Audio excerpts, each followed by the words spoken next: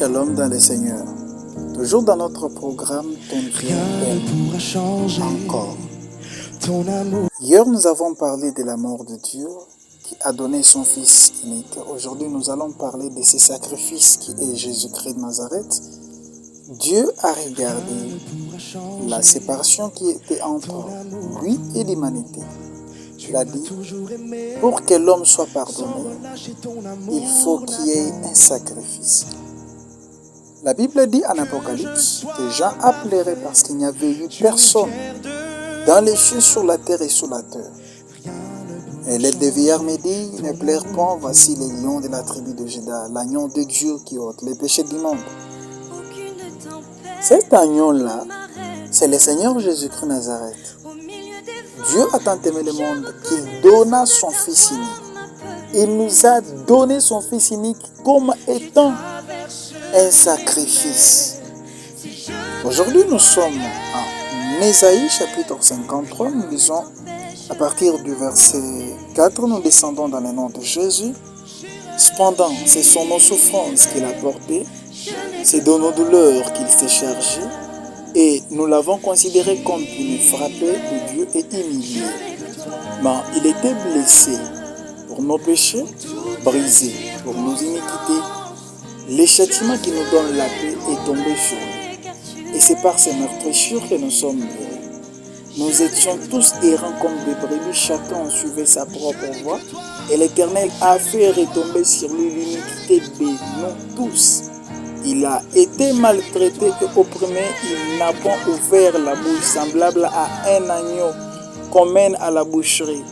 Et à une brebis muette devant ceux qui l'attendent, il n'a point ouvert sa bouche. C'est Jésus. Bien-aimés, quand vous nous suivez, contemplez l'amour de Dieu dans votre vie. Qui est ce Père-là? Parce que la Bible dit que c'est un Fils unique de Dieu.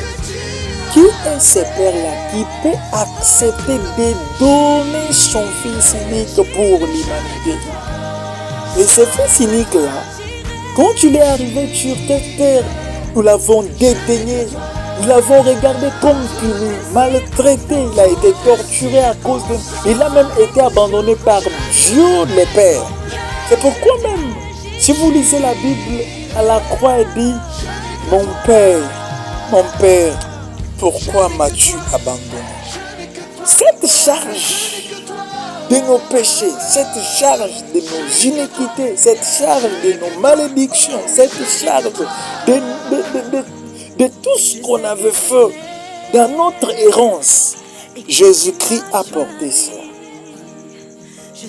Jésus, quand on voit Jésus, on voit le grand amour de Dieu envers l'humanité. L'homme qui n'avait point péché, il n'avait pas volé, il n'avait pas pris la femme de quelqu'un, mais il a été donné en sacrifice. À ta place, toi qui avais volé, violé, tué, meurtrier, tu as fait des choses horribles. Et regarde là, le grand amour. Dans sa grâce, il a voulu donner ses sacrifices. Et ce sacrifice, c'est Jésus-Christ Nazareth. Hier, nous avons dit, avant que tu commettes un péché quelconque, avant que tu fasses des dégâts, avant que tu quittes la présence de Dieu, rappelle-toi de cet amour de la croix. Où Christ a pris ta place. Où Christ a été méprisé. Où Christ a été abandonné. Si tu vis, c'est l'amour de Dieu. Tu as des enfants, c'est l'amour de Dieu. Tu respires. Tu es chrétien aujourd'hui. Tu es pasteur. Tu es bishop, archibishop. N'importe quel nom que tu as, c'est grâce à cet amour de Jésus. Il y a un chanteur qui dit, je ne peux m'imaginer combien ça pouvait m'écouter. Combien je pouvais payer. Mais à la croix, il a pris ma place. Un Dieu s'est donné. Un Dieu s'est donné. Un Dieu a pris ta place. Un Dieu a porté tes douleurs. Un Dieu a porté tes châtiments. Oh, c'est Jésus est bon, bien-aimé.